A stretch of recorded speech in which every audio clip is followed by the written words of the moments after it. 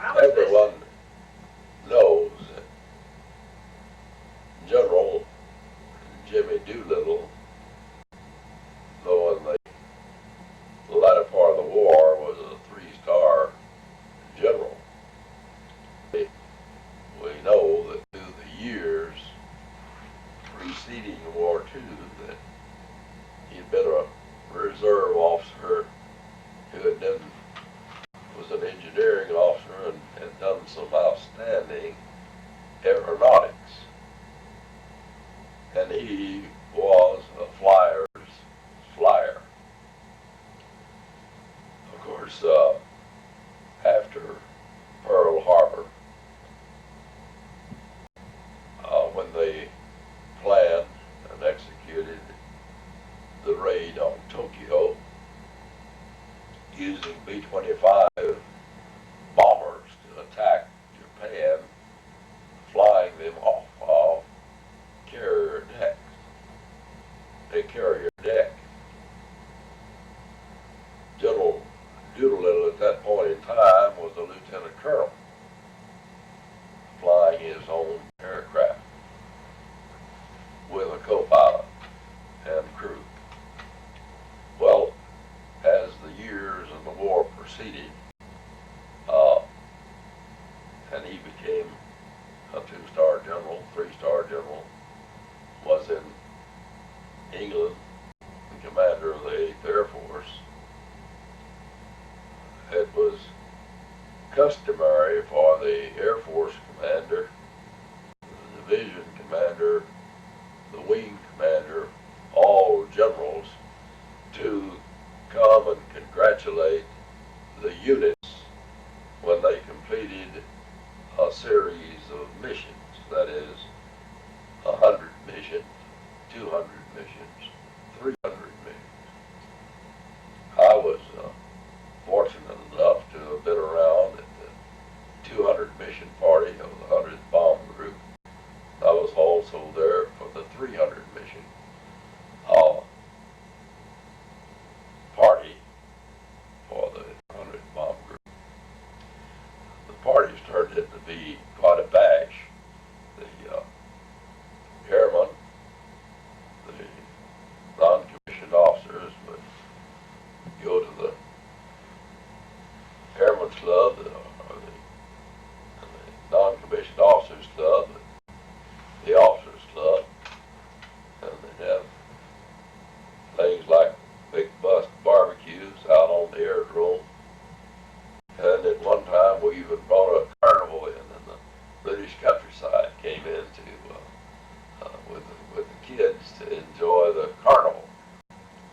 Well, and I don't recall whether this was a 200 or the 300 mission, but I'm inclined to believe it was a 300 mission party that General Doolittle had been invited and was there at the officers club at the bar with the group commander and some of the staff and some of the general staff. And though I wasn't present at the time, I came in shortly after. I believe that the general was bending his elbow and enjoying a drink when there was a drunk bombardier, a big, tall fella, very drunk. He came over and started following the general around and threw his arms around him, and he said, "Well, Jimmy, old boy, how are you?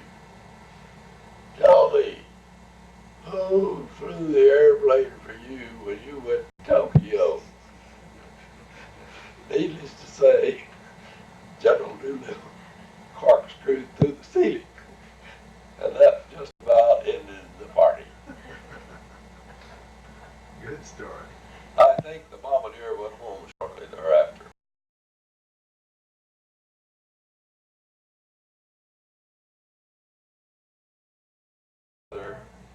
I can't remember the exact words that the stage commander used when he had all the cadets off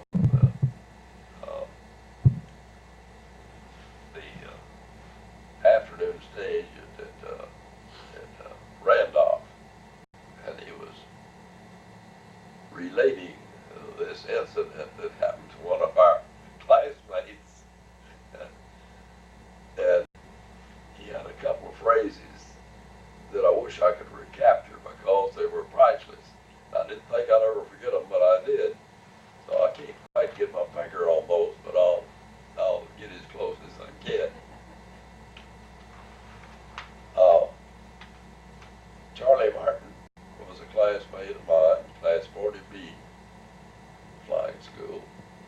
We were going through flying school in 1939, graduated in May of 1940. He was a native of Natchitoches, Louisiana, and had been educated out in Roswell, New Mexico, at New Mexico Military Institute.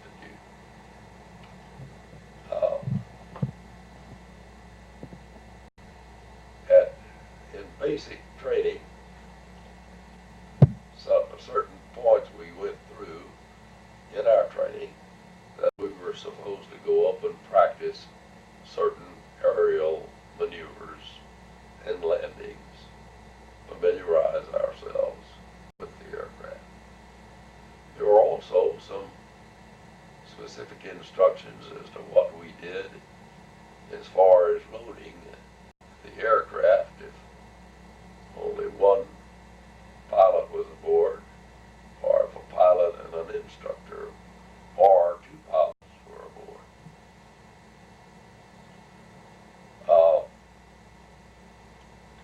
One of these was to, particularly if there was only one pilot aboard, to put some ballast in the luggage compartment aft of the second seat.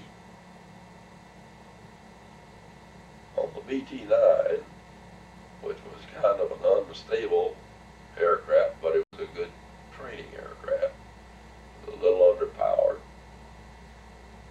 Charlie Martin had been assigned this BT-9 flight to go up and execute some maneuvers in the 9, 10, 12,000 altitude area.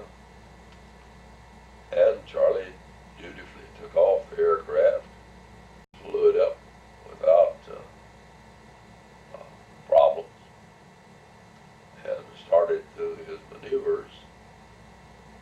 All of a sudden,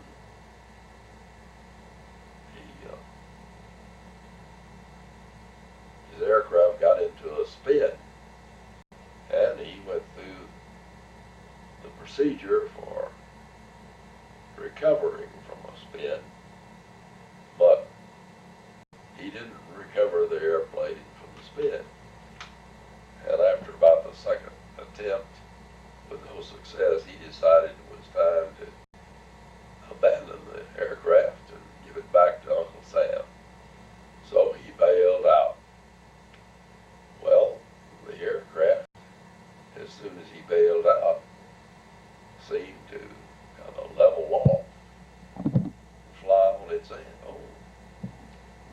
And it flew around a little while, and then it picked out a pretty nice area out in the country and flew into this field unaccompanied by a pilot, landed, and probably would have stopped before it ran into the fence, but the throttle had been left open to some degree, and therefore it was still rotating the propeller, and the aircraft went into a barbed wire fence and nosed up. Some damage to the aircraft, but not severe. Well, shortly after that happened, the stage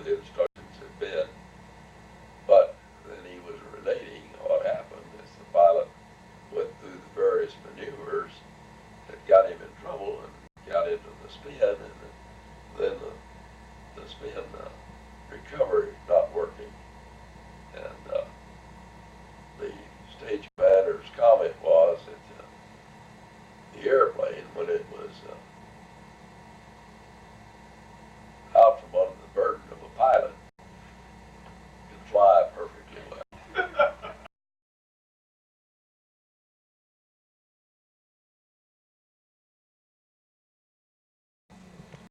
This is the Legion of Merit with one oak leaf cluster, signifying a second award. This is the Distinguished Flying Cross with one oak leaf cluster, signifying a second award. This is the Air Medal with 5 oak leaf clusters, indicating one original and 5 additional awards. This is the Air Force Commendation Ribbon. This is the Pearl Harbor Ribbon. This next one is the American Theater Ribbon. This is the Pacific Theater Ribbon. And this is the European Theater Ribbon with 5 battle stars. This is the World War II Victory Ribbon. And I've forgotten these Korean awards, but this one is kind of important because it's a French